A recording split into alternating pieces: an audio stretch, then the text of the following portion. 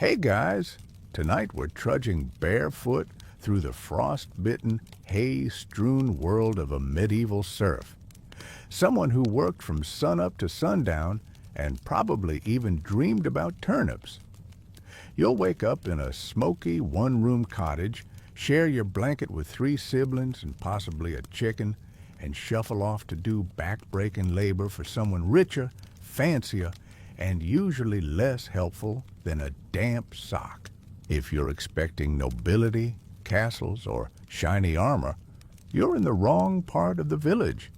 This isn't the kind of medieval life you see in movies. It's the kind where your bed is made of straw, your boots are an aspiration, and your main source of entertainment is trying to spot rats bigger than your cousin. So, before you get comfortable, take a moment to like the video and subscribe, but only if you genuinely enjoy what I do here. And let me know in the comments where you're listening from and what time it is. I love seeing the sleepy little map we build together. Now dim the lights, maybe turn on a fan for that soft background hum, and let's ease into tonight's journey together. Your day begins before the sun. Not because you're ambitious, but because the rooster has absolutely no concept of personal boundaries. It crows like it's auditioning for a solo in the village choir. You groan. You're sore. Everything is sore. Even your dreams were tired. You open your eyes to smoke-stained beams and the faint glimmer of frost clinging to the inside of the shutters. It's cold. So cold that your breath hangs in front of you like a second opinion. You're under a rough wool blanket stuffed with straw, but that doesn't stop the chill from nibbling at your toes. Your siblings are already stirring. There are a lot of them. You share the sleeping platform with at least 2 brothers, 1 sister, and possibly your cousin's elbow. Someone grumbles, someone else kicks. The baby starts to cry. The dog yawns and stretches out like royalty across the warmest part of the bedding. You sit up slowly, brushing hay from your tunic. It's the same tunic you wore yesterday, and the day before that. It smells like smoke, sweat, and soup, which, to be fair, is the signature scent of the entire cottage. Your parents are already awake. Your mother's stoking the hearth, squinting through smoke and muttering about damp kindling. Your father's outside, probably checking the thatch or yelling at the cow. No one's talking loudly. There's a quiet efficiency to the start of the day. Everything has to happen fast before the work begins. You hear the distant sound of other cottages coming to life. A cartwheel creaks. Someone's child screams about socks. A hen squawks indignantly. Morning in the village is never gentle. It's more like a slow collision of noise and chores. And the smells, not all of them good. The hearth smolders to life, and the air fills with the scent of burning wood, boiling porridge, and something you hope is yesterday's stew reheating and not someone's forgotten boot. The cottage walls are thick, but not insulated. Cold seeps in from every direction. You pull on your cloak, scratchy, patched, barely functioning, and shuffle over to the fire like a very underpaid ghost. You sit on the edge of a wobbly stool. One leg is shorter than the rest. You don't mind. It matches your posture. This early, the light is a soft gray, the kind that makes everything look both peaceful and slightly grim. You rub your eyes and stretch. Your back pops. Your knees protest. You're 17, but your joints say 40. The dog tries to sneak a lick of the stew pot. You hiss at it. It huffs and returns to its post beside the hearth, clearly offended. Your mother ladles out a bit of hot water with barley into a bowl. No honey, of course. Honey is for celebrations and feasts, not for another Tuesday of mud and complaints. You eat slowly, warming your hands on the bowl more than your belly. Someone passes you a crust of bread. It's dry enough to be used as a building material, but you dunk it in the stew water and pretend it's soft. And then, with a sigh that feels older than the beams above your head, you rise. Because the day isn't going to wait. The Lord's land won't plow itself, and your family needs the labor tallied, the tasks done, and your body out the door. You glance out the tiny window. The sun isn't quite up, but the sky is fading from black to dull blue. You grab your cap, your belt, and your resolve. Your boots are still damp from yesterday. You put them on anyway. As you step outside, the air hits you like a slap with a frozen trout. You gasp, and then you trudge, because you're a serf, and this is your life. The first thing you notice when stepping outside, besides the immediate betrayal of your boots, which are already leaking, is the smell of morning stew wafting through other cottage chimneys. It's a shared village scent, part comfort, part desperation, part please let today be a 2-potato day.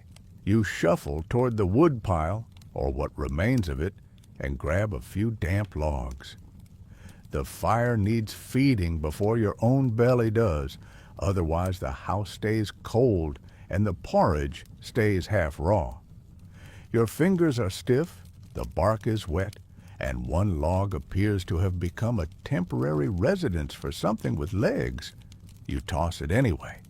If it stays, it pays rent in warmth. Inside again, the hearth is holding steady now, low flames licking the blackened pot. Your mother hums quietly as she stirs, using a spoon so worn it's more suggestion than utensil. The baby is half asleep in a bundle near the fire, one hand poking out like a tiny turnip. You take your seat again, and this time breakfast is served. And by served, we mean you're handed a wooden bowl and told not to complain. It's porridge again. Barley, oats, maybe a pinch of salt if you're lucky. It's hot, which is its main virtue. You eat slowly, blowing on each spoonful, more out of ritual than necessity. The texture is best described as regret meets wallpaper paste, but it sticks to your ribs and keeps you from collapsing before noon, so you're not about to protest. Some days, if a neighbor has a surplus or a merciful chicken, you might get a poached egg or a bit of cheese. Today, there's no cheese. There's a rumor that someone down the path has cheese, but whether they'll admit to it is another matter. Cheese is the village equivalent of buried treasure. The dog watches you eat. You pretend not to see it. It licks its lips anyway. One of your siblings breaks off a corner of crust and slides it to the floor with practiced stealth. The dog accepts the offering with great ceremony. You finish your bowl and pass it to your mother. She rinses it with hot water and straw, muttering about someone not scraping the sides properly. Probably you. Definitely you. You slip on your cloak and step outside again. The air is still sharp, but the sun is beginning to show its reluctant face over the tree line. The frost sparkles across the fields like someone spilled a bag of sugar across the land. Pretty sure, but you're not fooled. It's still a toe-numbing, nose-dripping sort of morning. One of your neighbors is outside, too, brushing snow from the path with a birch branch. He nods at you with that shared look. Equal parts good morning and we're in this peasant nonsense together. You nod back. You spot the reeve heading up the path toward the manor, carrying his tallyboard and looking like he's got opinions, which he always does. That means one thing. Task assignments are coming. You need to finish your prep fast. You pop back inside and grab your satchel. It contains a very dull knife, 2 chunks of dried root, and a piece of twine you're weirdly attached to. You check your belt for the little pouch of nails. Still there. You're ready. Sort of.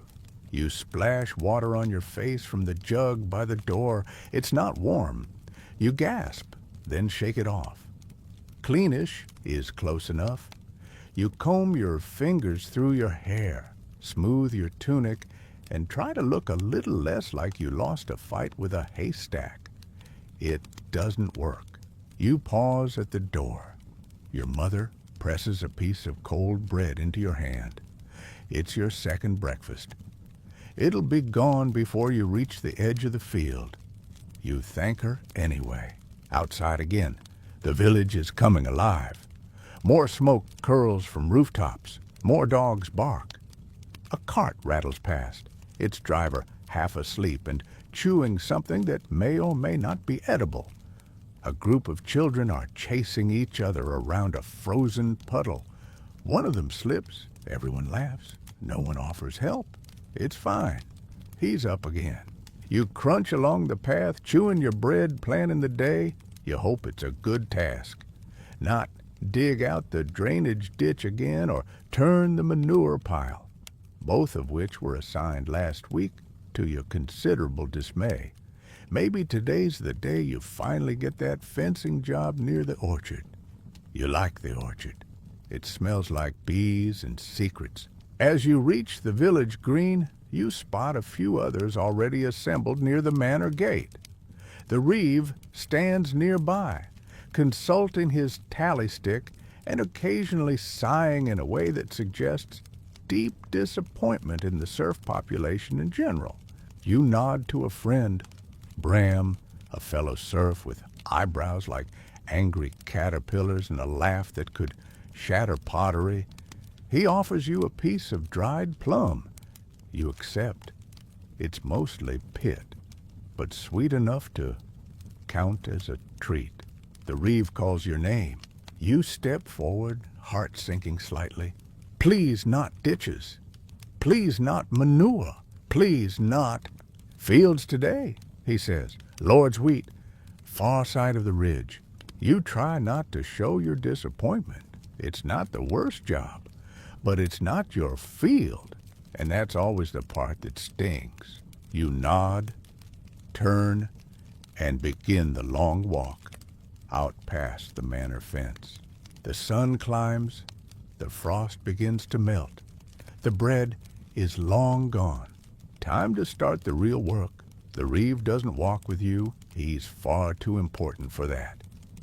He stands near the gate, scribbling something with a bit of charcoal onto his tally stick, probably noting how many serfs arrived, how many tried to fake an injury, and who needs a reminder about their obligations. You've seen him wield that stick like it's a holy relic. You've also seen him fall asleep mid-count and blame it on the wind. Still, you can't ignore him. The reeve's word is law, at least between now and sundown, and today the law says you're heading to the far side of the manor's fields, the part locals affectionately call Backache Hollow. The wheat there hasn't been touched in weeks, left to bristle in the cold while the Lord's attention focused elsewhere, likely on hunting or composing long letters about taxes he doesn't personally collect. So, naturally, it's the serf's job to bring that field back to life, with hands and sweat, and a hoe that hasn't been sharp since the feast of St. Agatha. You trudge toward the ridge, the earth crunching beneath your boots, one of which has started to part at the heel. Your breath fogs ahead of you, fading into the morning like a ghost too polite to linger. The village disappears behind you, replaced by rows of stubbled fields, frost-glazed hedgerows, and the occasional shriek of a hungry crow. You pass a small shrine to St. Isidore, the farmer's patron, tucked under a bent tree, decorated with withered berries and a ribbon that's been there so long, it's more hope than fabric now. You give a respectful nod. It can't hurt. As you crest the ridge, you see the field in question. It's larger than you remember. That's always how it feels. Somehow, it grows overnight. The wheat stalks are sparse, dry, and angled like they're bracing for insult. The soil is hard, furrowed with ice, and stubborn in every direction. You join the handful of other laborers already there. Familiar faces, tired faces. No one speaks at first. You all know what comes next. You grab a hoe from the tools laid haphazardly under a tarp. It's slightly warped, probably cursed, and creaks when you lift it. You sigh. It sighs back. Work begins. The first swing is the worst. Jarring, slow, the metal bouncing off the frozen crust with all the grace of a dropped bucket. You reset. Dig again. This time planting your boot for leverage. A clump of soil dislodges more ice than earth. Progress. Barely. This is the Lord's domain land. That means the yield doesn't go to you or your family. It goes to the granary, the manor, and eventually the Lord's larder. You might get some crumbs later, literally, but for now, your payment is the privilege of not being fined for laziness. Historians still argue whether the average serf had any real chance at upward mobility. Some say there were occasional paths to landholding or freedom, especially through church service or extraordinary service. Others argue that for most, it was a cycle too tightly locked, one season feeding the next, each harvest weighed down by obligations rather than dreams. You wipe your brow, even though it's freezing, because the work is relentless and the heat comes from within. Nearby, Bram makes a joke about your hoe being so dull it might be more useful as a walking stick. You shoot him a look. He grins and you both chuckle. Moments like this keep the work bearable. That and the occasional song. Someone starts humming. Then another joins in. Soon, you're all grunting in rhythm, swinging hoes in time with a tune that has no words, just sound. It's not beautiful, but it's a rhythm, and that's something. Midway through the morning, you take a breath, leaning on your tool and gazing out at the fields. The sun has climbed higher now, the frost retreating. Steam rises faintly from the broken soil. Your shoulders ache, your back protests. Your hands are developing the kind of blisters that have their own opinions. You spot a crow watching you from a fence post. It tilts its head. You tilt yours back. For a moment, you consider trading places. Then you sigh and return to digging. The reeve passes by once, shouting half-hearted encouragement and pretending not to see Bram sneak a sip from a flask. You wonder, as you always do, what it's like to have a job that involves standing, writing things down, and not actively bleeding from your thumbs. Still, someone has to tally the labor. Without it, the manor's economy would crumble, at least in theory. In practice, it seems like the only thing holding it up is sheer stubbornness and barley soup. A few hours in, your mind begins to drift. You start naming the rocks you pull from the soil. That one's Jeffrey. That one's Little Jeff. That one's the devil's cabbage, because it has angered you deeply for resisting removal. By late morning, your body moves on its own, muscle memory taking over. Chop, lift, clear, repeat. The wind has picked up slightly, pushing the smell of turned earth across the ridge. Your breath comes slower now. Your legs ache, but you're still standing. You remind yourself, This isn't forever. Just until the sun moves past the trees. Just until the reeve calls time. Just until you can move on to your own little strip of land. The one you actually get to eat from. For now, though, it's the Lord's wheat and your sweat. The sun's a bit higher now. Not warm exactly, but high enough to remind you time is moving. You lean on your hoe, briefly, letting your arms dangle and your breath catch. Around you, the other serfs do the same, one by one, taking the opportunity to reset their backs and contemplate the universe, or at least the immediate proximity of lunch. You pull a small cloth from your satchel and wipe your brow. It was white once. Now it's a patchwork of soil tones and last week's onion. You drink from a small flask of tepid water, the kind that's never quite clean, never quite cold, and always slightly metallic. It tastes like rust and effort. You savor it like it's wine. Then the reeve's voice floats across the field, not shouting, just clearing his throat. Loudly, you sigh, stretch your shoulders, and return to your work. This time it's mending furrows, lines in the soil left uneven from last autumn's hurried harvest. The Lord's wheat, delicate and noble as it may be, has a tendency to sulk if the ground isn't perfectly level. You're tasked with smoothing the land-breaking clods and removing rocks that seem to regenerate like magical forest mushrooms. One of the rocks has a name now, Gerald. He's the worst. Your hoe strikes something hard and sharp. You dig around it. A fragment of pottery, maybe old manorware or a forgotten pot. You toss it aside. Bram nearby mutters, "Add it to the museum." You smirk. He's got a growing collection of ancient relics, all of which appear to be broken tiles and snail shells. The work is tedious, yes, but your feet are moving, your hands are busy, and for a little while, the rhythm settles into something oddly soothing. Chop, scrape, lift. You could almost call it meditation, if not for the occasional cramp and the constant sound of someone sneezing into their elbow. The field slopes gently downward, and your boots slip more often than they hold. Each step is a careful wager between gravity and grip. Your left foot wins. Your right foot is staging a protest.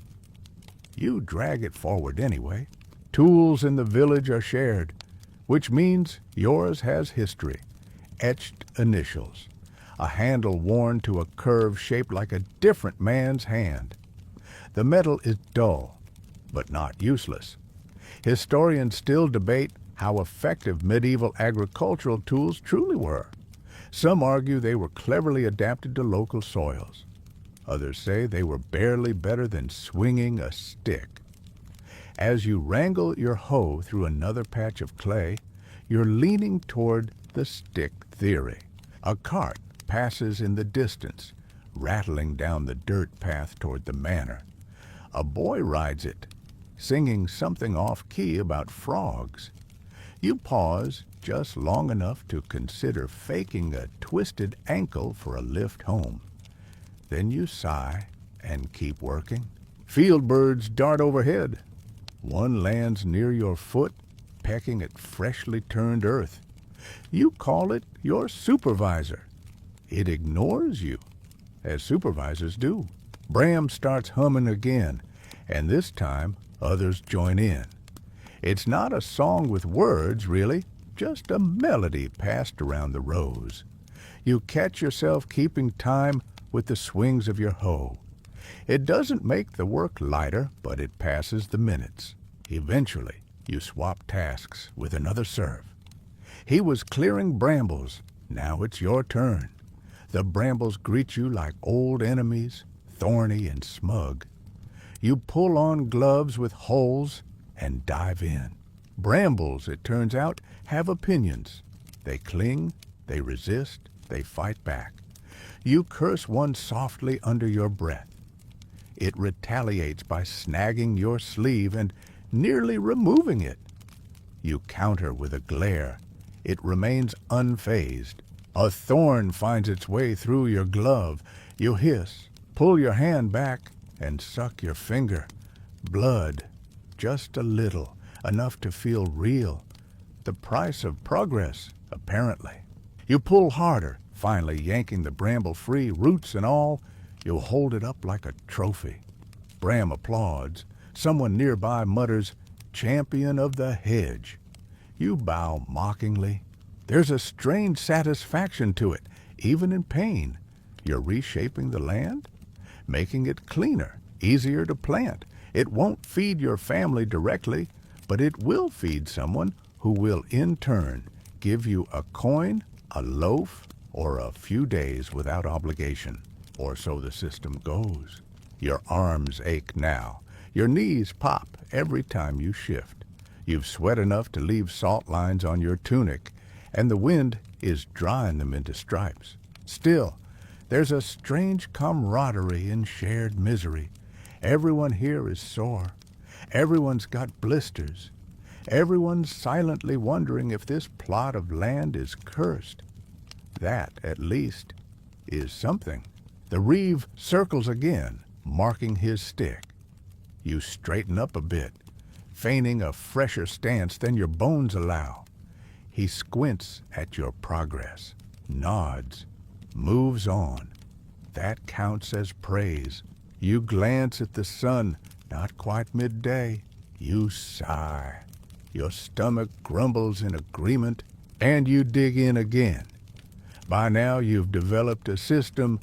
Right hand forward, left foot brace, swing low, twist. Just enough to dislodge a patch of soil without toppling face first into it. Your shoulders protest, your fingers are blistering, and you've accidentally renamed one of your toes traitor after it bent backward in your boot on a rogue stone. But somehow, the work continues. The sun has climbed high enough to cast awkward shadows across the rows, long, jagged lines that stretch from bent bodies to the edges of the Lord's field. You squint up and try to gauge how long until the reeve calls a pause. You're hungry? Everyone's hungry. One man is staring at his belt like he might chew it. For now, you keep your focus on the wheat rows. The Lord's grain needs your attention, and not because you care deeply about his yield. You care because his steward really cares, and if you're found slacking, you'll be fined a loaf of bread or a day of labor, and neither is easy to spare. Your breath steams in the cold despite your sweat. Bits of chaff cling to your sleeves, and you're fairly sure something has taken up residence in your sock. It wriggles once. You pretend it didn't. You swing again. This land isn't yours. Not the tools, not the wheat, not the fences that hem it in. You're a tenant in every sense, tethered to duty, obligation, and a whole bunch of traditions no one quite remembers the origin of. All you know is you owe the Lord a certain number of days, and today's one of them. Historians still debate just how many days per year a serf like you had to labor on the Lord's land. Some say 50, some say 100. Some suggest it varied by season, whim, or the reeve's mood, which, frankly, feels accurate. There's a moment of stillness when the wind dies, and the only sound is the rhythmic chopping of metal into earth. It's weirdly soothing, until a sneeze from Bram breaks the silence, followed by a dramatic curse and the announcement, "A bug just went in my nose." You don't even look up. That's his journey now. The rows get shorter. That's the only reward today. Progress by distance, not pay. Your muscles are sore, but the rhythm helps. There's a strange pride in doing something hard, even if it's invisible to everyone but the ground. And then, mercy. The reeve raises his arm and calls for rest. No horn, no grand announcement, just a brief grunt and a gesture like he's shooing a pigeon, but it means freedom, if only for a bit. You lower your tool and groan, not unlike a barn door. Your legs are trembling. You flop down on a large flat rock someone has christened the throne of the tired, and you dig into your satchel. Lunch is simple, always is. A chunk of bread. You tear it with your teeth. It's hard, dense, and a little sour. You don't mind. It's food. Alongside it, a small hunk of cheese the color of old parchment and a bruised apple that's gone soft in one corner. You carve around it with a dull blade and chew thoughtfully. Bram flops down next to you, his flask already out. He offers a sip, warm ale that tastes like it's been aged in a boot. You accept it like it's the elixir of life. Other serfs settle in small groups, eating, gossiping, massaging limbs. Someone pulls out a reed pipe. It makes 3 notes badly and 1 note worse. But he plays anyway. A few laugh. One woman hums along. For a moment, the field becomes a place of community rather than work. You pull off your boots just for a minute. The smell is impressive.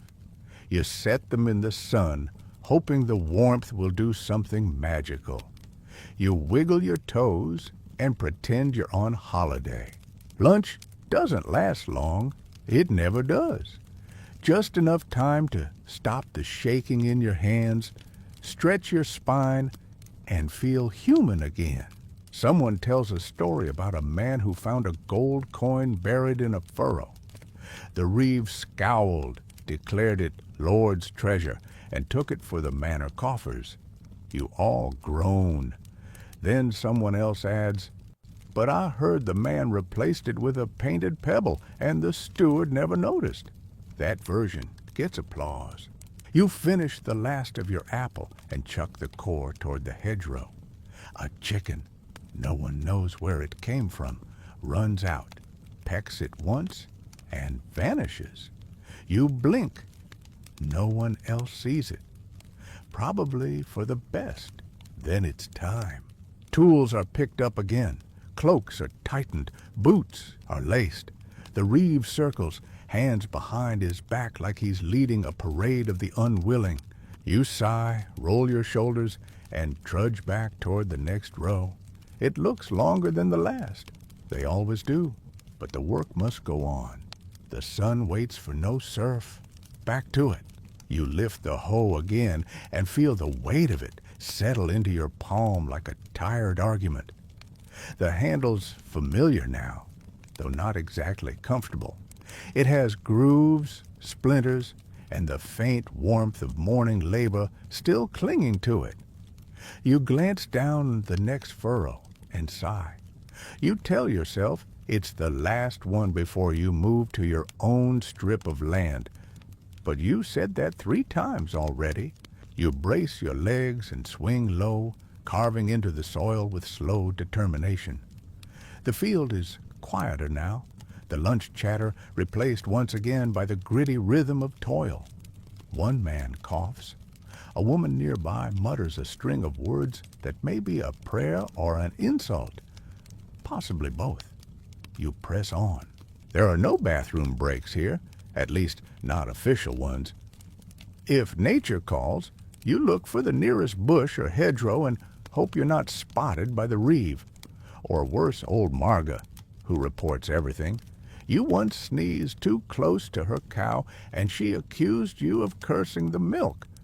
Ever since, you've given her barn a wide berth. Today, you sneak away for a moment. Your back's cramping, and your hand is bleeding a little from where your glove tore on a bramble earlier. You walk down to the edge of the field, pretending to check the fencing. It's broken, yes, but you're not here to fix it.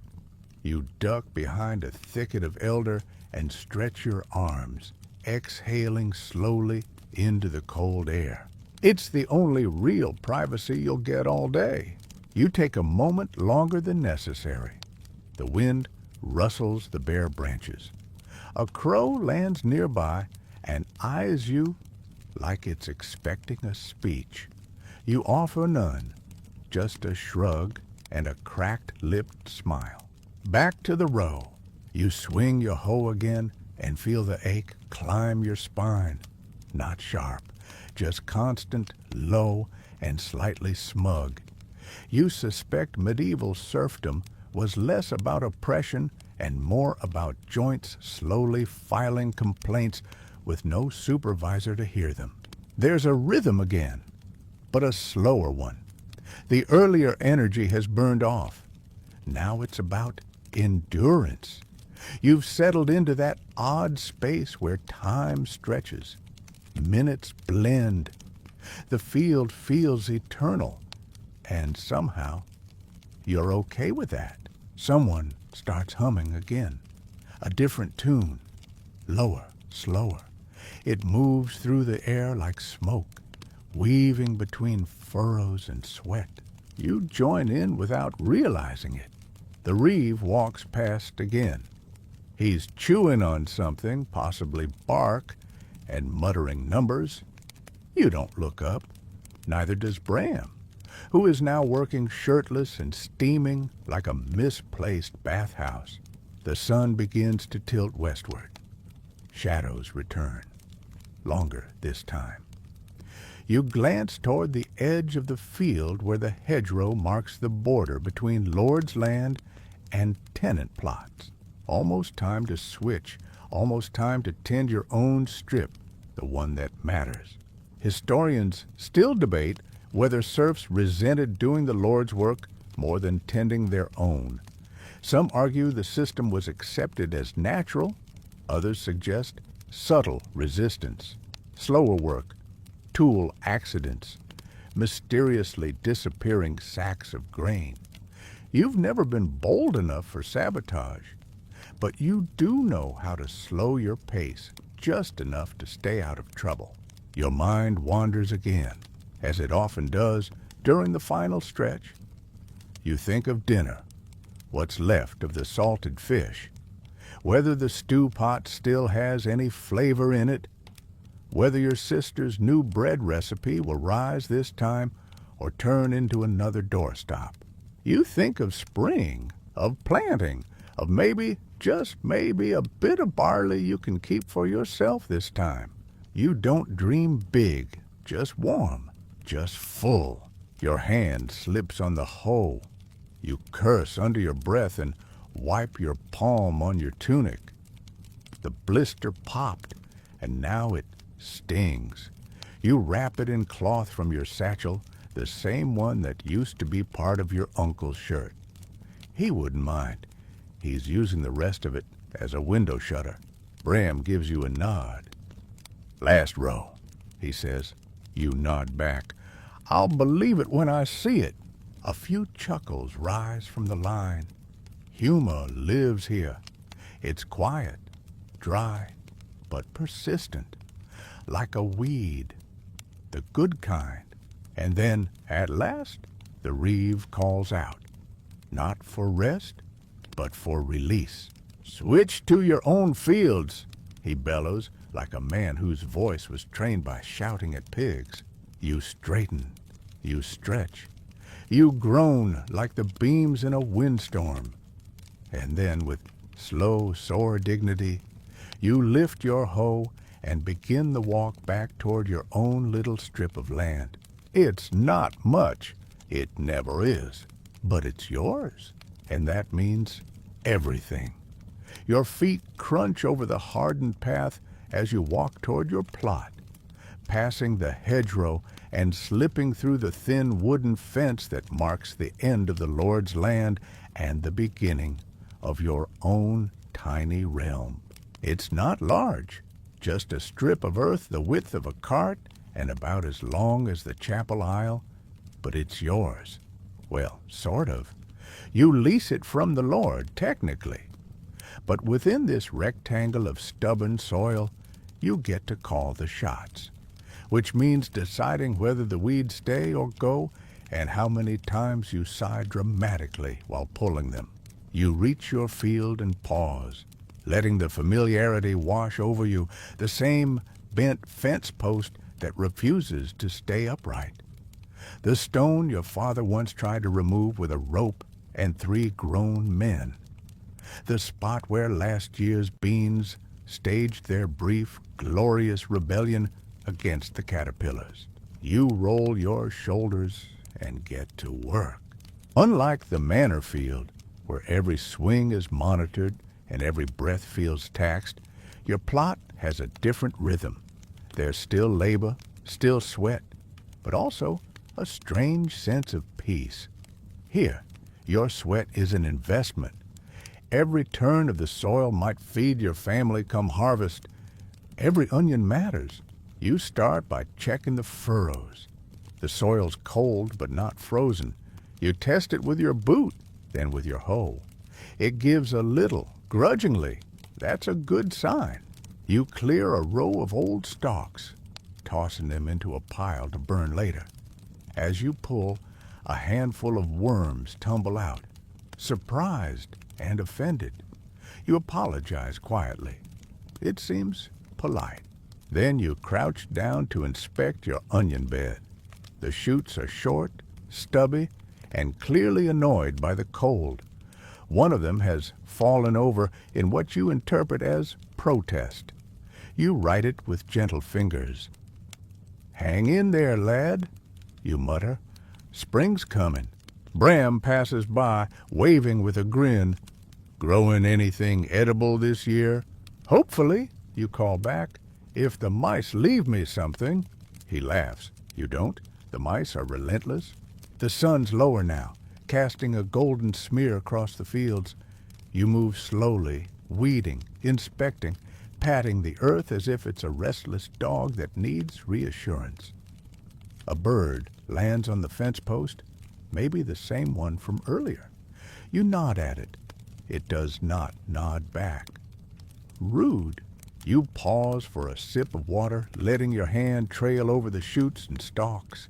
Each one has a name now, not officially, but you've spent so many hours bent over them it's hard not to personalize. That crooked carrot, Bernard, that too small turnip, Gertrude, the one cabbage that looks slightly ominous, Margaret. Historians sometimes romanticize peasant connection to the land, painting serfs as serene tillers of soil with deep spiritual ties to nature. Others argue it was survival, plain and simple. You think maybe it's both. There's something about coaxing life from reluctant dirt that does feel sacred, especially when failure means a very hungry winter. You look over at your neighbor's plot, neater than yours if you're honest. Her rows are perfectly spaced. Her leeks stand like soldiers. You suspect sorcery. Or maybe she just has more time without 4 siblings constantly stepping in her compost pile. Still, your field has character. A patch of early mustard greens is trying its best. You give them an encouraging poke. You clear out a few rocks, including one that looks suspiciously like Gerald's cousin. You pause to fix your boundary marker, a crooked stick with a rag tied to it. It's leaning toward your neighbor's side again. She claims it's the wind. You suspect strategic poking. You hammer it deeper with a rock and glare in its general direction. Nearby, a child chases a chicken. Neither of them are winning. You crouch again and dig a small trench, tossing compost from a sack you dragged here last week. It's fragrant, a blend of manure, food scraps, and things you don't talk about at dinner. You shovel it in with the reverence of someone who knows just how many vegetables this stink might feed. Time passes strangely in your own field. You lose track of minutes. You work by instinct, smoothing, planting, fussing. At one point, You stop just to stretch your back and watch the clouds. One of them looks like a pig. You smile. Your hands are caked with dirt. Your knees ache. Your neck is sunburned and cold at the same time, which feels unfair. But your heart feels slightly lighter. This is your strip. Your onions, your blisters, your hopes lined up in rows. Eventually, the sky begins to dim. You brush your hands off on your tunic, gather your tools, and give one last look over your patch. Not bad, not perfect, but growing. The walk back from the field is slow, steady, and just shy of a stumble.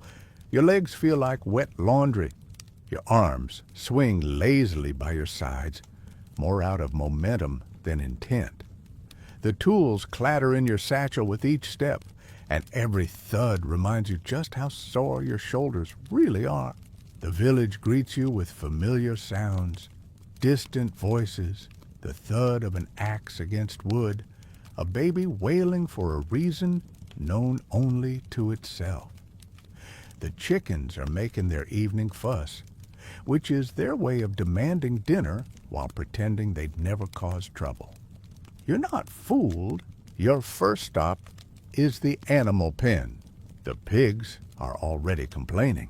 There are 3 of them, each with a personality you'd rather not describe in polite company. The largest, Wilfred, by mutual agreement, is trying to dig under the fence again.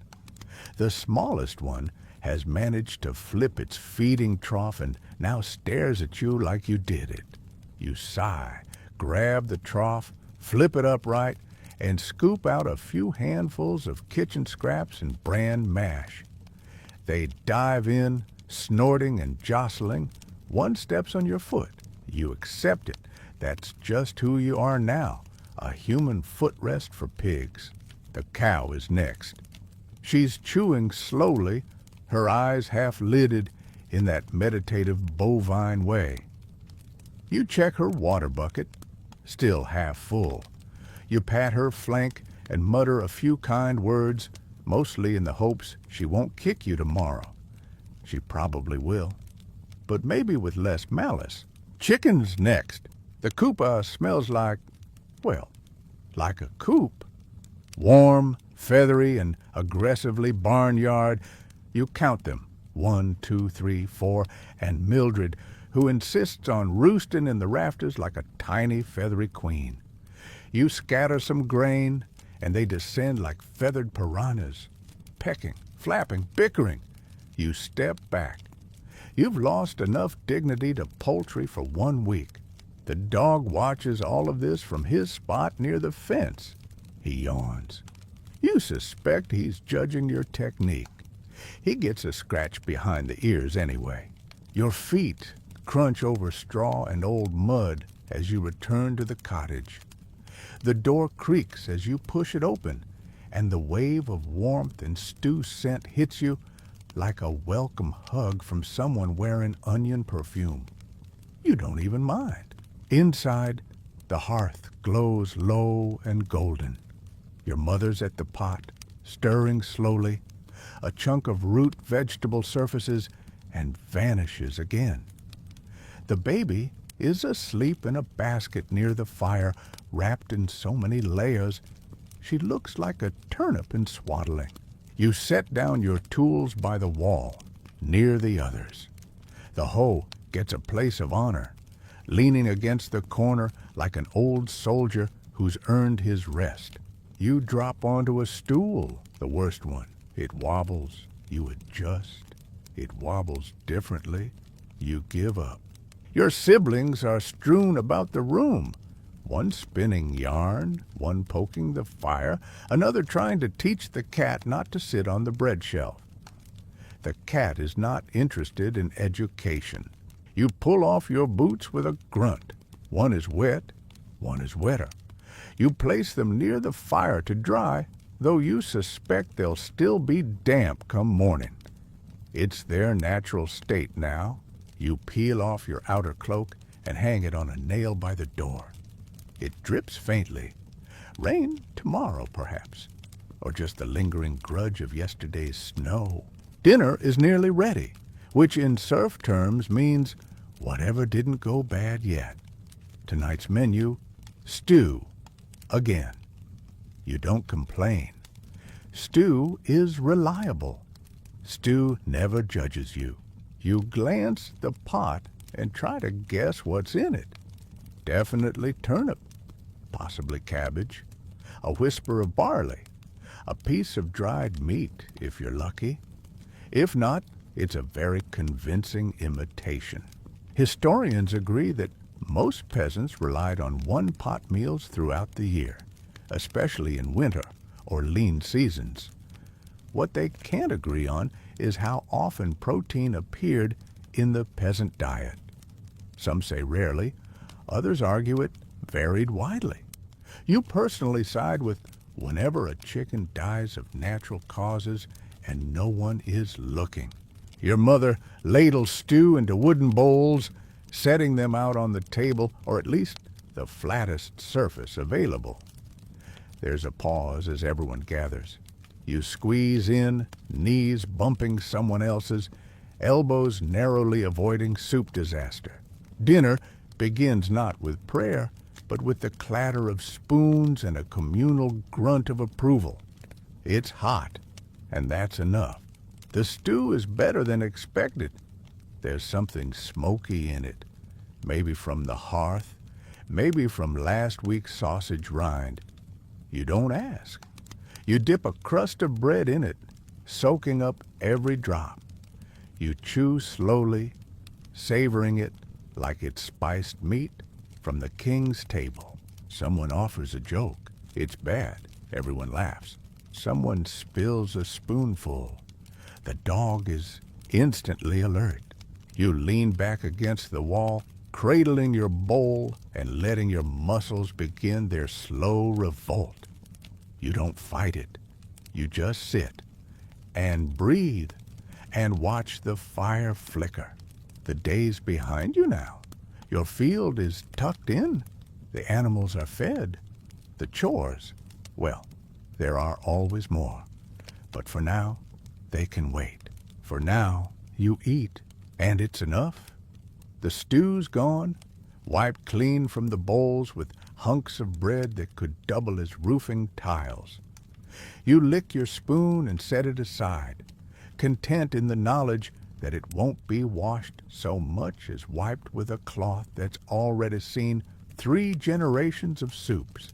Now begins the evening shift, the unspoken second half of a serf's day, because dinner doesn't end with sitting around and groaning appreciatively. It ends with more work.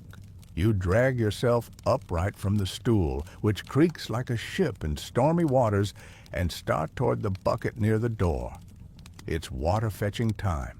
Again, because someone, likely you, used the last bit to soak the firewood or the baby or both. You hoist the wooden bucket and step back into the dusk. The sky is streaked now, deep blue stretching toward black, clouds painted with faint orange as the sun makes its final exit. You breathe in the cold air. It tastes like chimney smoke and wet grass, with a hint of regret.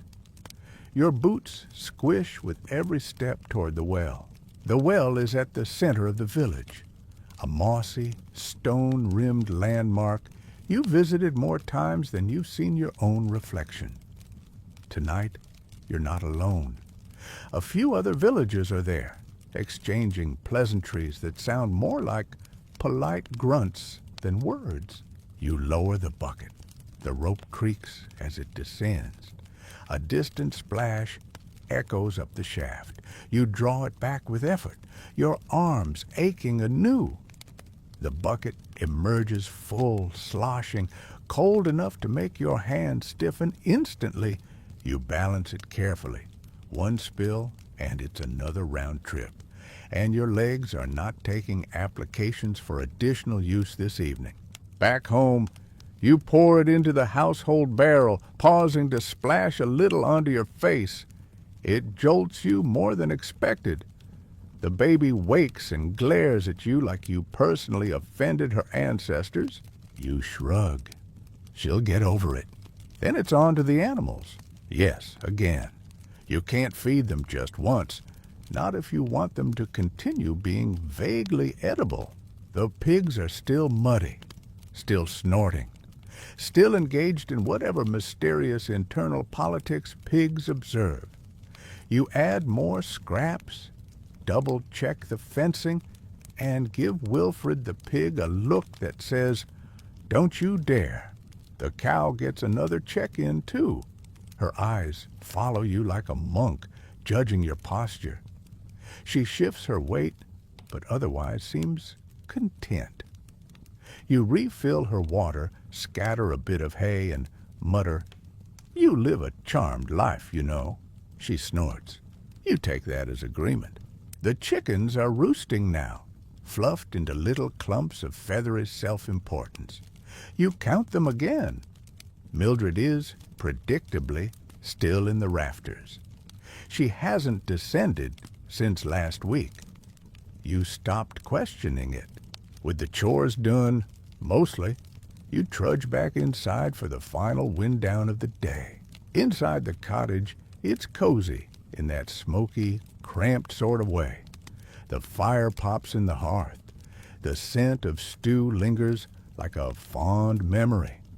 Your siblings are lounging in the dim light, some half asleep, some poking at old socks, and one trying to fix a wooden spoon with a knife in sheer optimism. You grab a bit of twine and set to mending a hole in your cloak. The stitching isn't pretty, but it holds. You murmur a tune as you work, a lullaby your mother used to hum. It doesn't have real words anymore, just sounds worn smooth over the years. Historians sometimes forget just how much domestic labor happened after dark. Yes, you've spent all day in the fields, but night is for spinning, sewing, mending, boiling water, drying herbs, fixing tools, and solving arguments about who keeps stealing the cheese rind. Your theory, the cat. Tonight, your mother is patching a blanket. Your sister is picking burrs out of someone's cloak. Your brother is nodding off while holding a pair of socks that may never be finished. You admire the effort. You rise once more to bank the fire, carefully adding peat and ash to slow the burn overnight. It's a skill. Too little, and you wake up frozen. Too much, and the house smells like regret for hours. The baby hiccups once and goes back to sleep. The dog turns 3 circles, then collapses with a groan. You dim the lantern and look around. There's stillness now, a rare, fleeting quiet that only appears in these small windows between duty and sleep. You sit again, this time on the floor by the hearth, letting the heat soak into your bones. Your legs are stiff, your hands raw, and your stomach is still humming pleasantly with turnip stew. Tomorrow will look exactly like today. And you're oddly okay with that, because you've done what needed doing. And now comes the best part of the day. Absolutely nothing. You don't fall asleep right away.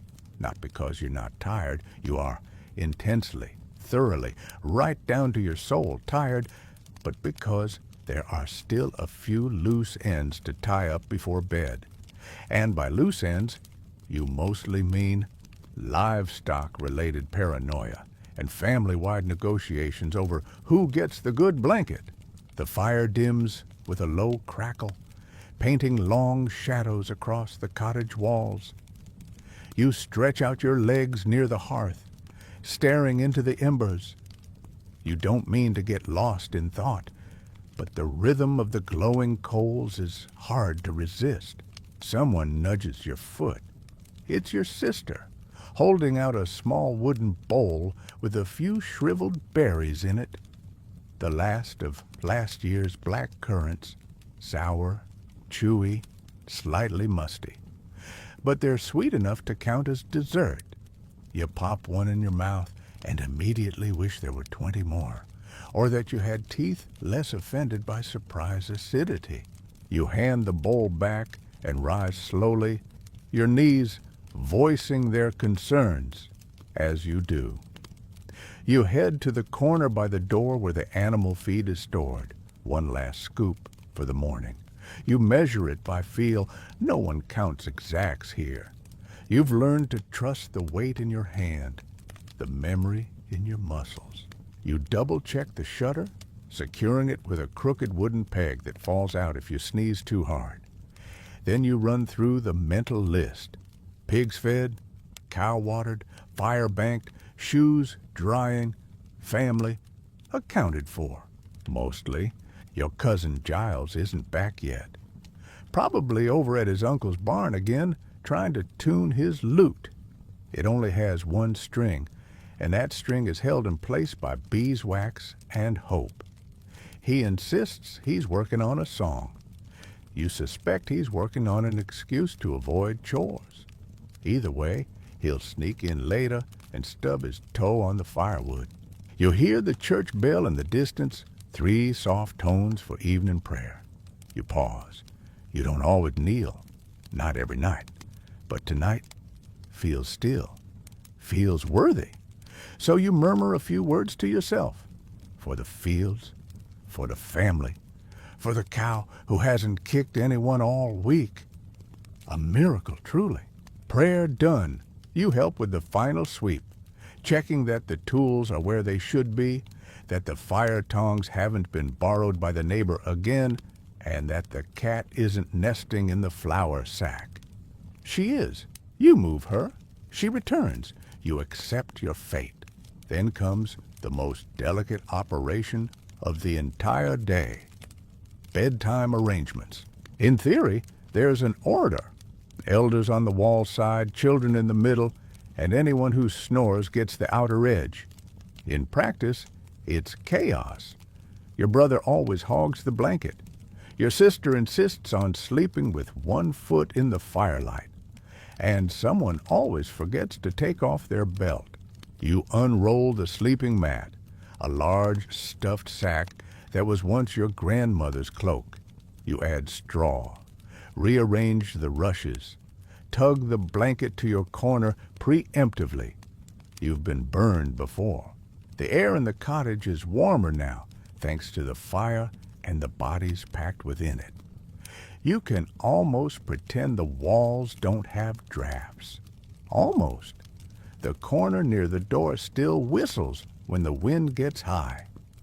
You stuff a bit of cloth in the crack. It flutters anyway.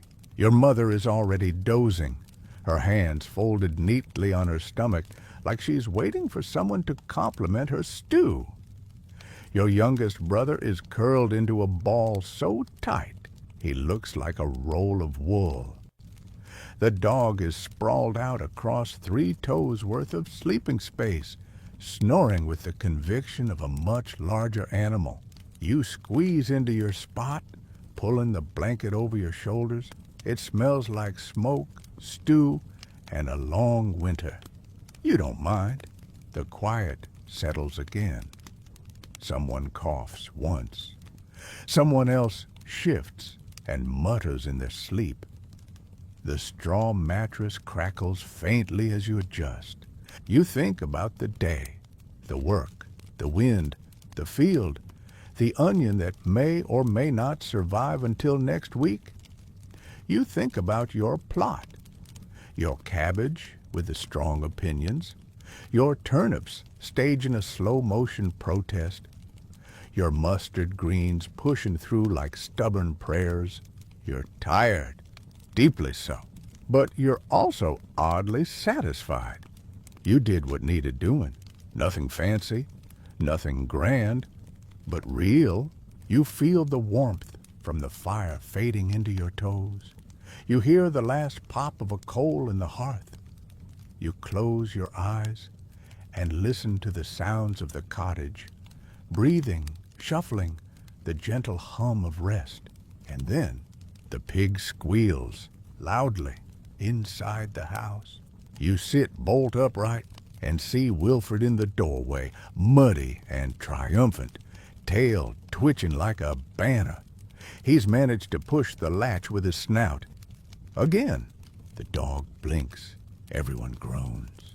You throw off the blanket, muttering curses under your breath, and begin the pig retrieval process for the third time this week. Life as a serf, never boring. You guide Wilfred, the mud-encrusted, snorty prince of poor decisions, out of the house with gentle firmness and just a hint of exasperated muttering. He trots off smugly, hooves squelching in the damp earth outside the door. You secure the latch again, double knot it with some twine, and wedge a bucket against it for good measure. Back inside, the cottage sighs. Not literally, but it might as well. The fire lets off a soft pop. The rushes on the floor rustle as your siblings resettle.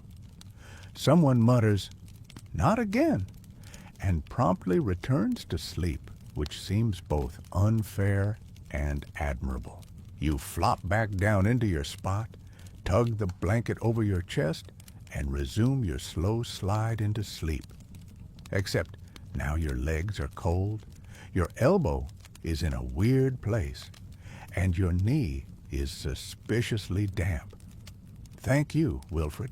You exhale and close your eyes anyway. But no luck. Your brain decides this is the perfect moment to remember all the small repairs you didn't do today. The fence near the turnip patch still leans at a worrying angle. The barn door creaks like a ghost with joint pain. The lid of the grain chest doesn't close properly, and the cat keeps sleeping on it like she owns the place. She might. You shift under the blanket. Then remember tomorrow is thatching day at your uncle's house, which means hauling straw, climbing roofs, and listening to your cousin Irwin explain again why he thinks chickens understand Latin. You sigh again, this time more theatrically. Finally, you sit up. If you're not going to sleep, you might as well be useful. You grab the broken bucket from the corner, the one with the split handle, and move to the hearth, where there's just enough light from the glowing coals to see what you're doing. You pull out your repair kit. A bent nail, a bit of wire, and a knife so dull it would struggle to cut butter if butter had any resolve. You hold the bucket between your knees, line up the handle, and start threading the wire through, hands moving on autopilot. This is the part of the evening where things slow down completely. Everyone else is asleep or almost there. The baby makes little breathy sighs. Your mother snores faintly like a kitten with a blocked nose. Someone kicks the blanket and mumbles about cabbages. You keep working, lulled by the quiet. Fixing things with no tools is a special art. It's part improvisation, part stubbornness, and part inherited wisdom from people who knew that buying something new was a fantasy. You loop the wire around twice, pull it tight, and press it flat with a rock. It'll hold for a little while. You set the bucket aside and look around the room, checking mentally for what else needs doing. The fire grate is fine. The drying herbs are still hanging neatly. The ladder to the loft might need tightening soon, but not tonight. You catch sight of the window, just a slit in the wall with a shutter, and remember the rain that snuck in last week. You grab a bit of cloth and stuff it along the edge, where the draft comes through like a gossiping neighbor. Historians often debate just how bad the structural conditions of peasant homes were. Some argue they were miserable, damp, barely better than huts. Others say that with enough care and regular upkeep, they were reasonably snug. You suspect it's both. Depends on how many pigs sneak in. You crawl back to your spot near the hearth. Finally, allowing your body to relax. You lie flat, eyes tracing the dark beams above you. One of them creaks. You name it, Walter. Walter's been complaining all winter. Your hands are rough. Your fingers still ache from the hoe, the wire, the cold. You flex them gently under the blanket, pressing your palms to your stomach to absorb the lingering warmth from dinner. You can hear the wind outside now. It brushes against the walls like a broom, soft and constant. A reminder that the seasons are shifting. That spring isn't far. That planting time is coming. That more work is always waiting. And yet, there's a strange comfort in it. Out there, the world is large and wild and uncertain. In here, it's small, smoky, and knowable. You roll onto your side, nestling into the blanket, knees tucked, arms folded. You can feel the soft breath of your sister beside you. The dog's tail thumps once as he adjusts. The fire whispers its last few words for the night. You don't remember falling asleep, but you do at last. Morning creeps in, not with a shout, but a shuffle, a creak from the loft, a sneeze from your brother, the soft scritch of the dog stretching against the door. You feel it before you fully wake, the cold at your nose, the weight of the blanket over your legs, the dull ache in your shoulders that politely reminds you you're still a medieval serf.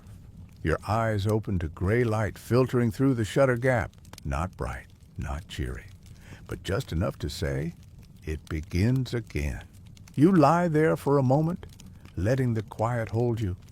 It's the best part of the day, not because it's peaceful, but because it's the only moment that belongs entirely to you. No tools in hand, no tasks shouted at you, just your breath and straw in your hair. Eventually, duty taps you on the ribs. You sit up slowly, brushing hay from your tunic and blinking at the smoky room around you. Someone's already moving near the hearth.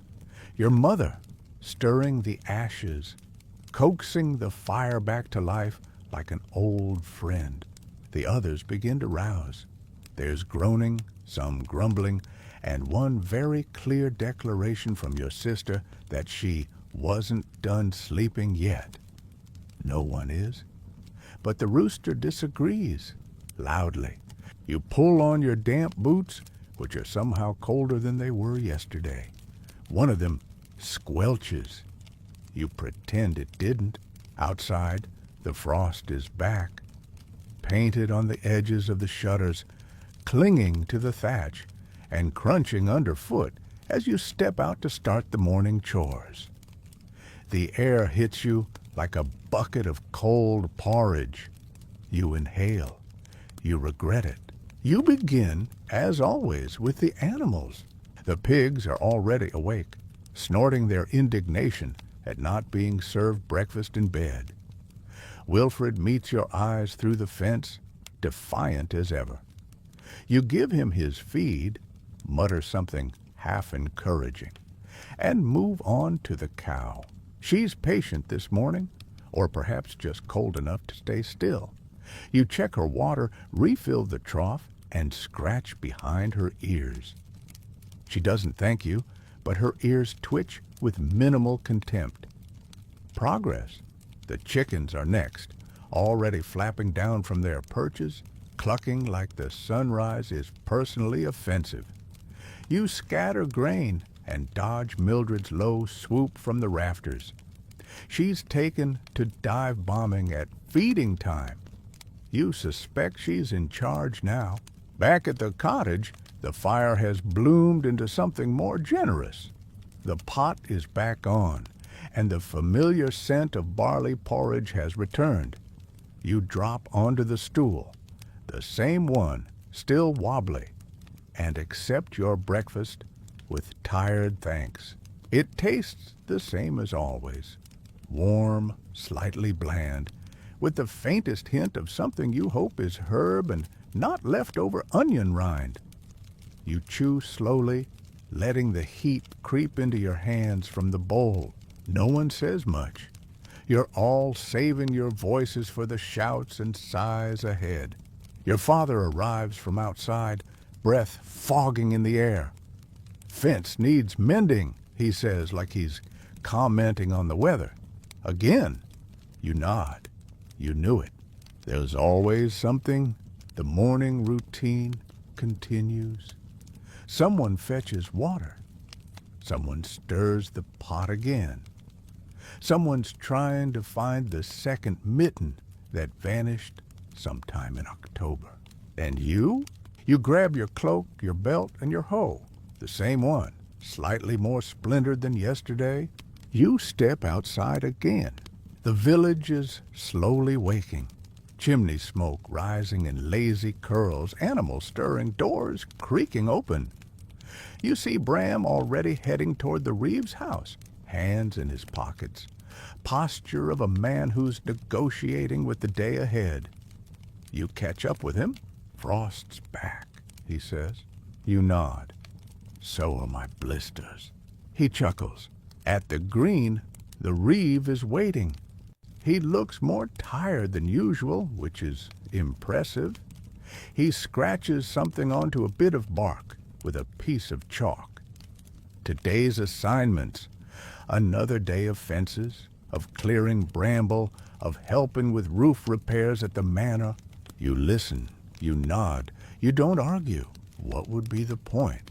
Historians often note how little control serfs had over their days.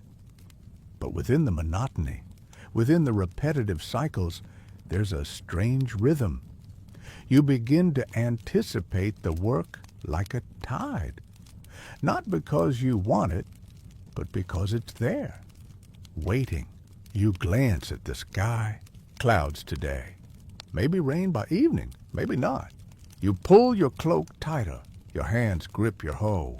And just like that, your day begins again. You head back to the same field with Bram, trudging side by side in that companionable silence forged by shared blisters and mutual dread of fencing duty. The tools clank in your belt. The cold has settled in your sleeves. Your left boot has decided heroically to begin leaking again. At least you know what to expect. The fence in question is a humble row of wooden posts that has, for the third time this season, decided it would rather be a pile of firewood. Half the slats are crooked, 2 are missing entirely, and 1 has been adopted as a scratching post by a particularly judgmental goat. You and Bram divide up the tasks. He starts digging out the old posts, and you begin inspecting the replacement ones stacked nearby. Inspecting in this case means identifying which ones haven't rotted, splintered, or been partially chewed. You select the least wobbly of the lot and begin fitting it into the first hole. It leans dramatically to one side. You sigh, reposition, and jam in a wedge of stone to brace it. It leans the other way. You stare at it, and for a moment, it feels personal. Fence repair is one of those jobs that sounds simple, just wood and nails, right? But quickly reveals its true identity, a never-ending duel between gravity and hope. Especially when your hammer is a rock, and your nails were bent long before you got them. You try one nail. It goes in crooked. You try again. It goes further crooked. Eventually, you hammer it sideways and declare victory. Historians still debate how sturdy medieval fences actually were. Many were makeshift, frequently patched, and more symbolic than effective. Yours is no exception. While you work, Bram begins talking about his dream from the night before. It involved a duck, the miller's daughter, and a river that spoke Latin. You nod along, hammering as he describes it in increasing detail. None of it makes sense. All of it is oddly soothing. After an hour, you've repaired 3 sections. The fence is technically upright, though it does zigzag in a way that might make it eligible for sainthood as a miracle. You stand back, arms folded, nodding like a carpenter with very low standards. The goat reappears. You glare. He stares back. A truce is silently declared. For now. You break for a moment, sitting on an overturned bucket and rubbing your hands. The cold has crept into your fingers, making every movement feel like a minor betrayal. You take a swig of water, chew on a piece of dried root, and think about dinner. Again. Then, without being told, you rise and keep working. There's more to patch, a bent hinge on the gate, a loose board that flaps in the wind, a bit of thatch falling from the nearby shed. You don't have to fix the shed, but once you see it, you can't ignore it. That's the unspoken rule of village life. If you see it and it's broken, it becomes your problem. You climb onto a log, reach up to the shed roof, and press the thatch back into place, tucking it into the cross beams like a mother adjusting a child's blanket. It holds. Barely. You dust off your hands and jump down, landing in a puddle that makes your entire foot rethink its life choices.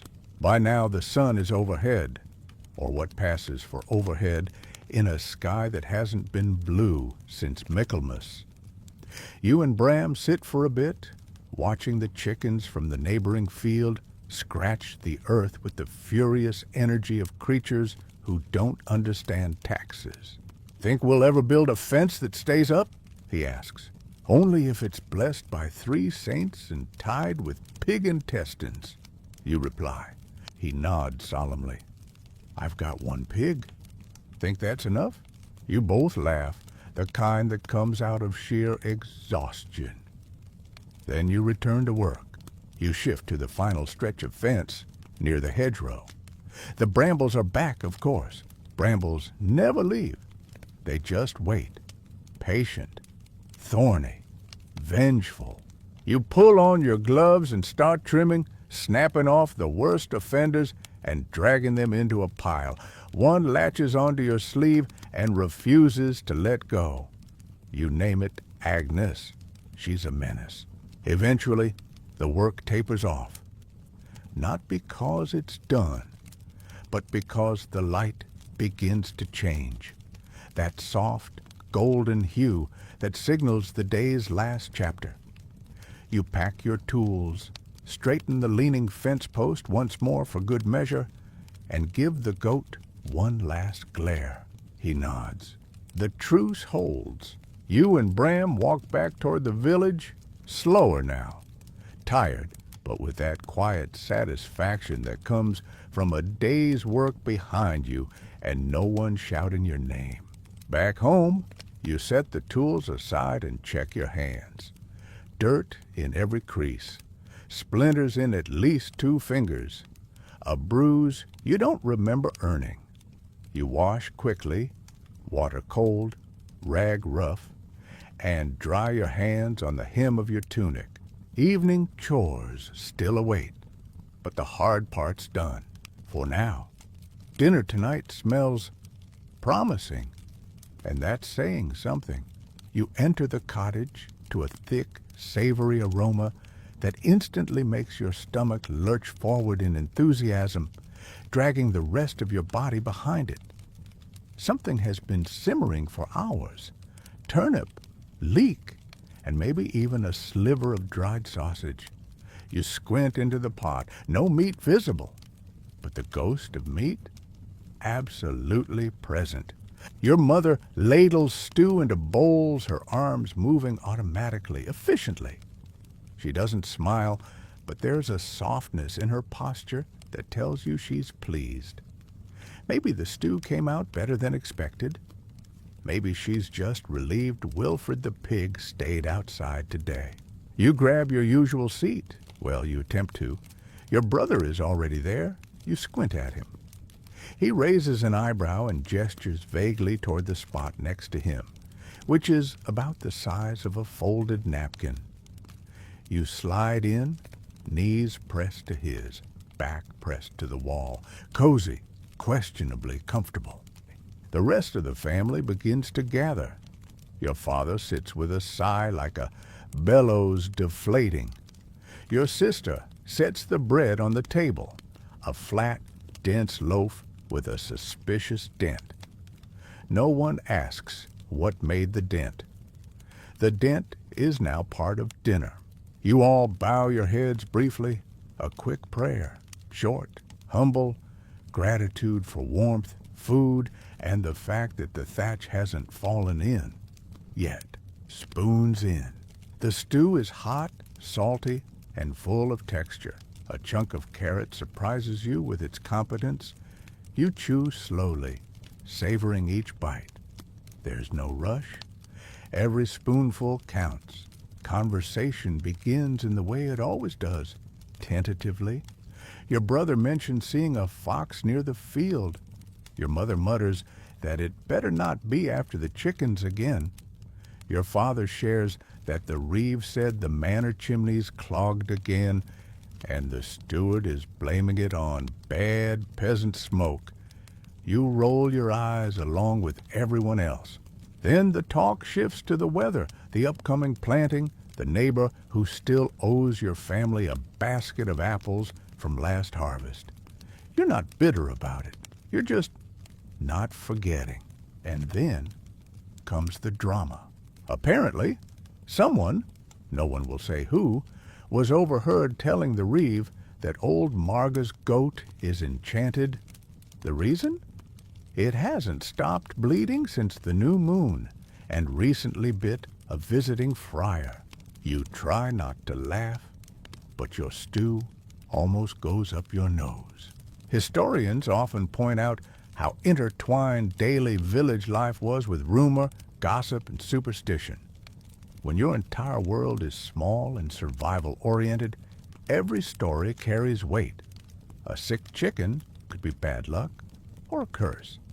A successful cabbage harvest, maybe divine favor, or maybe the cabbage was just particularly enthusiastic. Tonight, the talk continues. Your cousin Giles finally returns, sliding in quietly with his ridiculous one-string lute. He strums it once. It makes a sound like a frog choking on a spoon. Everyone ignores it. He starts tuning it. Again.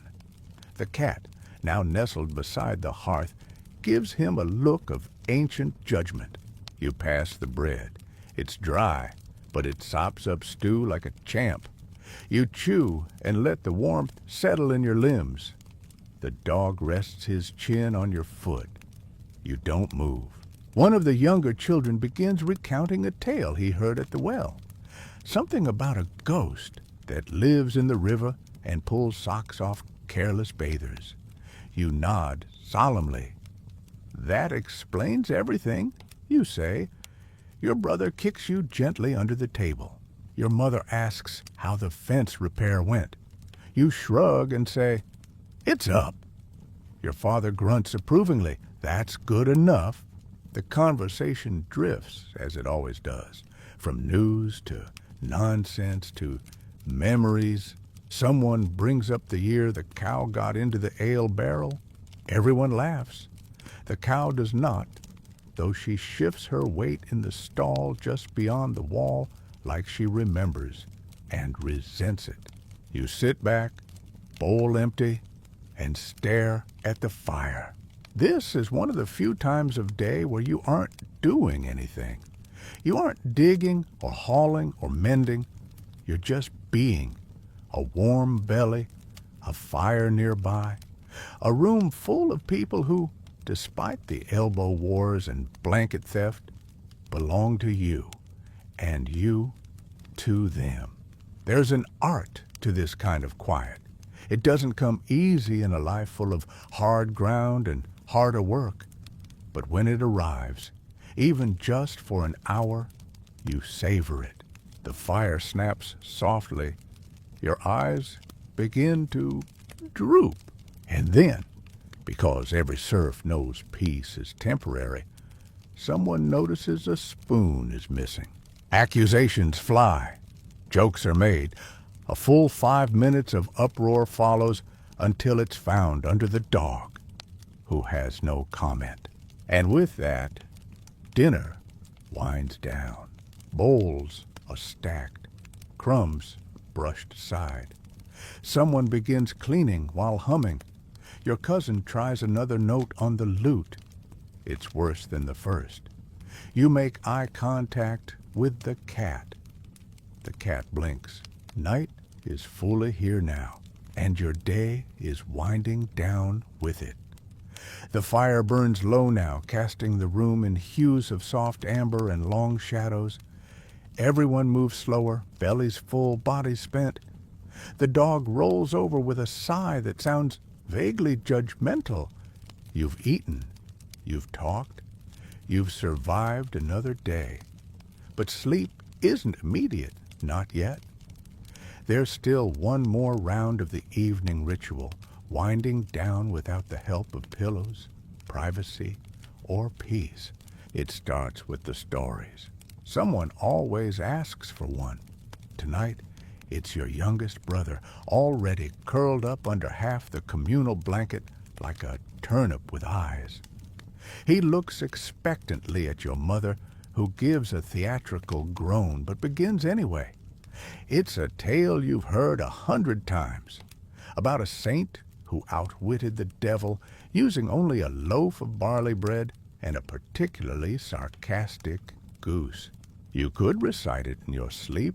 You probably have. But you still listen because the words are familiar, the cadence is soft, and hearing them means the day is truly ending. Your cousin, emboldened by the lukewarm reception to his last lute note, offers a few strums. This time, it's a little better, almost musical, if you tilt your head and squint. He starts singing softly and off-key, a tune about planting seasons and lost love, or maybe it's just about cabbage. Hard to tell. You lie on your back and stare at the rafters. They're coated in soot and cobwebs, crisscrossed with years of smoke and spider ambition. One beam has a crack shaped like a rabbit, or a really ambitious potato. You blink at it, letting your eyes unfocus. Nearby, someone whispers a prayer, not loud, not formal, just a few words sent upward in case something's listening. You whisper your own. It's not long, not fancy, just thanks. And maybe a quiet request that the cow not escape again this week. The conversation turns to strange dreams. Who had one? What it meant.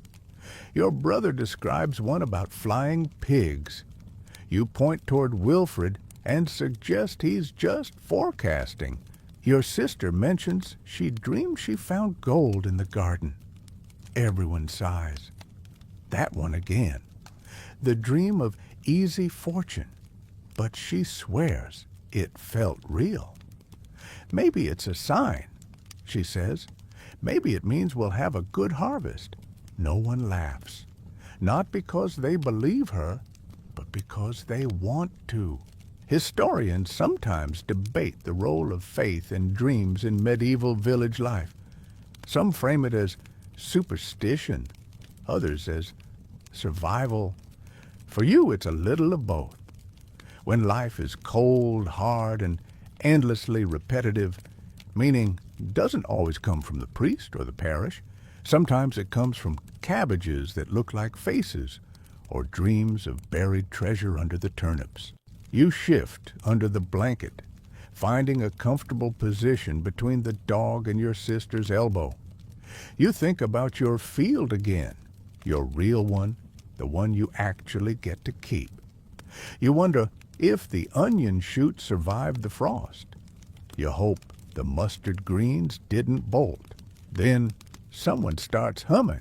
It's not a song, you know, just a little tune, low and meandering, like a lullaby that forgot it had words. You hum along quietly. The others join in, just breath and sound.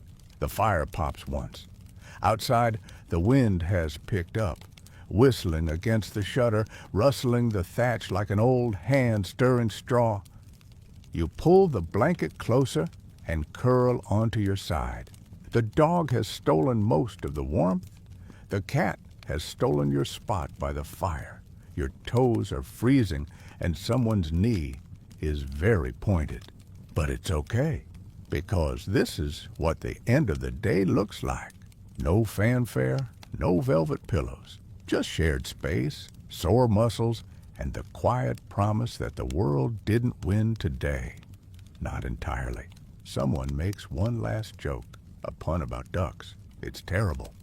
Everyone groans, and then stillness, not silence, never silence. There's always a cough, a sigh, the creak of the roof beams, but the kind of stillness that means no more movement, no more chores, just rest. You exhale and let your muscles sink into the mattress, if straw and woven sacks count as a mattress.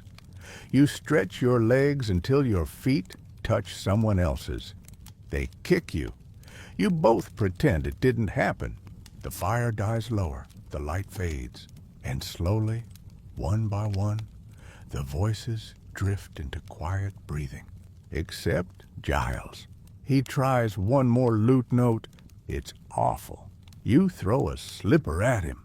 Then all is still. Sleep doesn't come immediately, not with the wind hissing through the thatch and the goat outside making noises that sound suspiciously like medieval jazz. You lie there in the dark, wedged between your sister's knees in the wall, feeling the straw mat crinkle beneath you and the ache in your back spread out like a map. You close your eyes, determined to drift off. But of course, that's when your brain remembers every single discomfort at once. Your left elbow is resting on something suspiciously sharp, possibly a forgotten spoon, possibly your own sense of dignity. You shift slightly, earning a half-hearted groan from your brother, and try to ignore the fact that your toes are somehow simultaneously frozen and sweaty. A medieval paradox. The fire has settled now, coals glowing faintly, casting soft shadows that stretch along the wall like sleepy fingers. The room is mostly quiet. Someone snores. You suspect your father or the dog. The two have eerily similar acoustics. The roof creaks. A drip from yesterday's rain plinks softly into a wooden bowl placed under the leak. A steady rhythm you've grown used to, like a slightly annoying lullaby. One of your siblings shifts, and the blanket, which was sort of equally distributed, is now mostly his. You tug it back. A silent war begins, all knees and elbows beneath wool. You think of your day, not just the chores, but the little moments in between, the warm bite of turnip stew, the smile Bram gave when the fence held, the bird that watched you from the hedgerow like it was judging your hoeing technique. Maybe it was. Maybe it's the same bird every day, and you're just part of its daily routine. Your eyes flutter closed for a moment, then open again. Because, of course, now you remember something important. You didn't bring in the laundry. The shift from half asleep to fully awake is instant. You sit up slowly, careful not to disturb the others. You step over the snoring dog, past the bowl under the leak, and quietly unlatch the door. Outside, the night air slaps you gently, cold, crisp, and carrying the scent of wood smoke and damp hay. You cross to the line, where 3 shirts and 1 sock sway slightly in the breeze. You grab them quickly, cold fabric brushing your skin like judgment, and duck back inside. You hang them on the hooks by the hearth where they'll dry, or at least freeze slightly slower.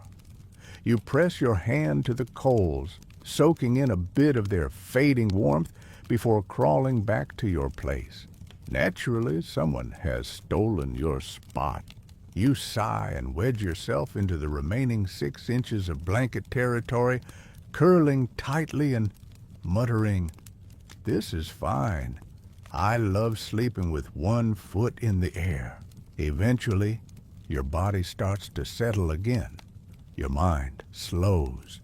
You listen to the familiar chorus of sleeping sounds, of the wind brushing the shutters, of the dog twitching in some dream where he finally catches that chicken.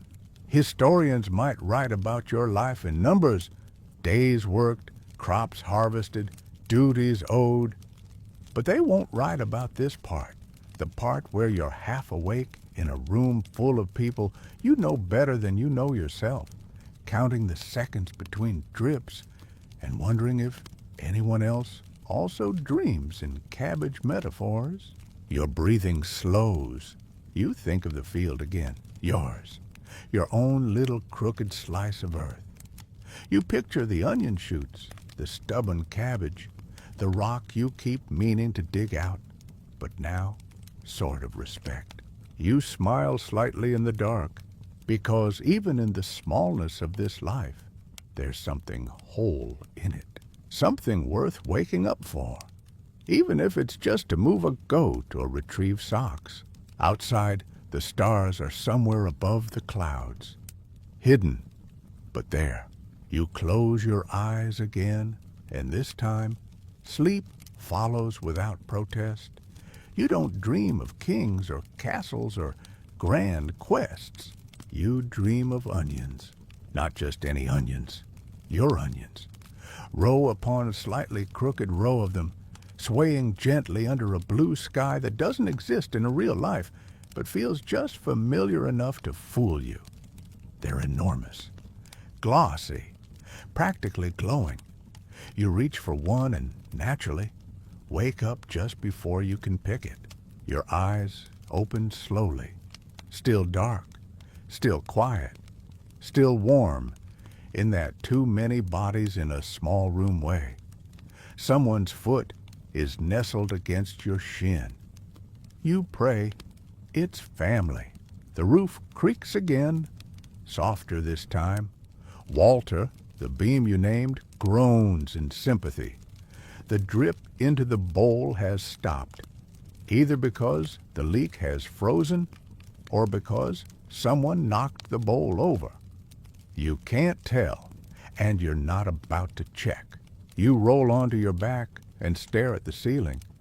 There's comfort in knowing you'll fall asleep again soon. You always do. But in this liminal space between wake and sleep, your mind drifts. You think of the year it snowed so early you couldn't even finish harvesting your leeks, of how everyone shared their stores without being asked, of how the dog wore a cloak made from an old tunic and trotted around like he was mayor. You remember your uncle's wedding, a muddy affair with too much ale and a lute string that snapped mid-song. The guests sang anyway, loud and off-key and full of joy. You remember the bread, still warm from the fire, and the stew that had actual meat in it. Luxury. You think of your first time plowing a field, how you held the handles too tightly and walked crooked the rest of the week. How proud you felt even with blisters the size of coins. How you named the ox after yourself, thinking it was noble. The ox didn't agree.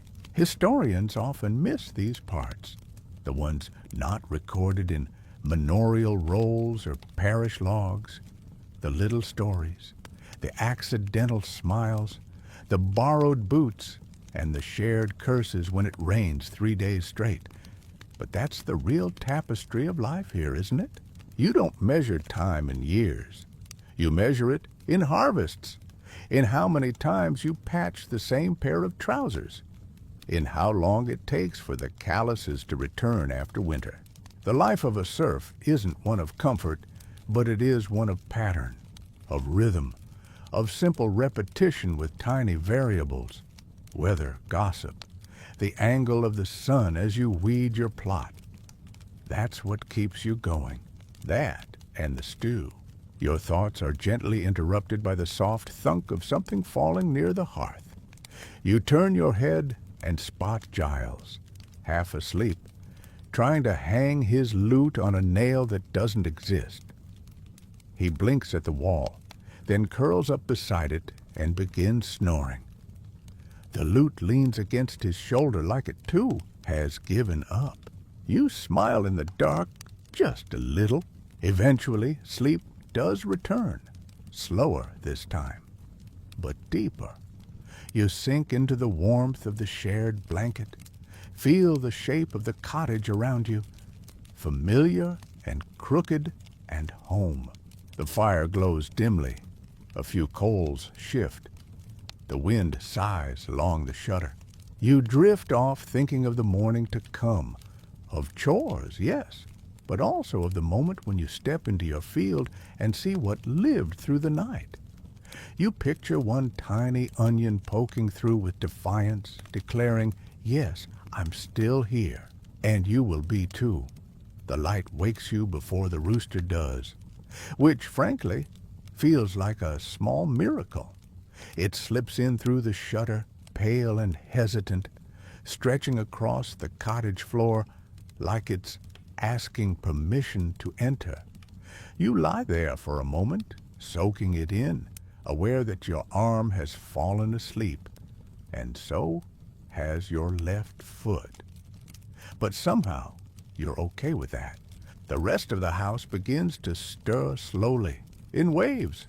A cough here, a stretch there, someone muttering something about dreams and cabbages again. You hear the clink of wood as your father moves to stoke the fire, his steps practiced and quiet. You don't even open your eyes, because it's not quite time yet. Not until the rooster lets loose his dramatic announcement of morning, which he does a heartbeat later, with all the theatrical gusto of someone who believes the world revolves around him. There it is, the cue. You open your eyes and blink up at the same cracked rafters, the same drift of smoke that always lingers from the hearth, and the familiar blur of your cousin's hair smooshed against a sack of grain. The dog yawns next to you, tongue lolling, tail thumping lazily. You sit up, groaning quietly, stretching your arms overhead until your spine responds with 3 distinct pops and a quiet whimper. Your blanket falls to your waist, revealing the crumpled tunic you slept in and the sock that somehow ended up halfway off. You fix neither. Not yet. You glance at the hearth. The fire is back, dancing again. The pot is already simmering, its bubbling sound promising warmth, even if the contents are likely the same barley mush as yesterday and the day before. Still, you're grateful. Your mother hands you a bowl wordlessly, and you take it, letting the heat warm your fingers. You sip slowly. The taste is familiar, plain, and oddly comforting, like chewing on a memory that's never quite sweet, but never fully bitter. Outside, you can hear the village stretching awake, doors opening, hens clucking, someone cursing at a stubborn latch. You know the pattern by now. You could recite it in your sleep. The tasks ahead wait patiently. The fence likely blew sideways again. The cow probably needs coaxing, the onions in your patch will want checking, and the reeve will definitely be yelling about something before noon. And still, you smile, because you made it through another day, another cycle, another evening of shared soup and shared silence, and the minor miracle of sleep in a house with 12 moving limbs and only one decent blanket. You rise, finally, feet finding the cold floor. The morning air nips at your skin like it always does. You dress with slow hands. Wrap your belt. Grab your boots. Outside, the sky is the color of fresh milk, pale, endless, full of possibilities that mostly involve mud. You step out, boots crunching on frost-tinged earth. Your breath fogs in front of you like a question you don't have to answer yet. You start toward the field where the turnips may have turned out, or the cabbage may have grown teeth, or the same stubborn rock may still be waiting. You'll find out soon enough. The rooster crows again, the pig grunts, and you keep walking, because that's what you do, because that's what life is. And now, the tools are put away, the fire has dimmed, and your breath has softened with the quiet of the evening. The field sleeps outside, hushed beneath a blanket of fog, and the cottage is full of that end-of-day stillness where even the wind seems to tread lightly. You've done what you could today. The fence mostly stands. The animals are fed. The stew held just enough flavor to make the second bowl worth it. And your little plot, crooked, humble, hopeful, waits patiently for whatever tomorrow brings. The ache in your shoulders? That's proof of effort. The mud on your boots? That's the price of roots. And the heaviness behind your eyes now? That's the softness of well-earned rest. There is no grand reward, no applause, no shining coin for what you've done. But there is warmth, there is stillness, and there is the comfort of knowing you played your part in the rhythm of the land. The fire hums low beside you now, and outside the stars begin to blink into place. You don't need to see them to know they're there. Just like the field, just like the seasons, just like tomorrow. So take one last breath. Let your body settle, heavy and warm. Let your thoughts wander. Let the rhythm of this old world cradle you. You are safe. You are enough. You can rest now.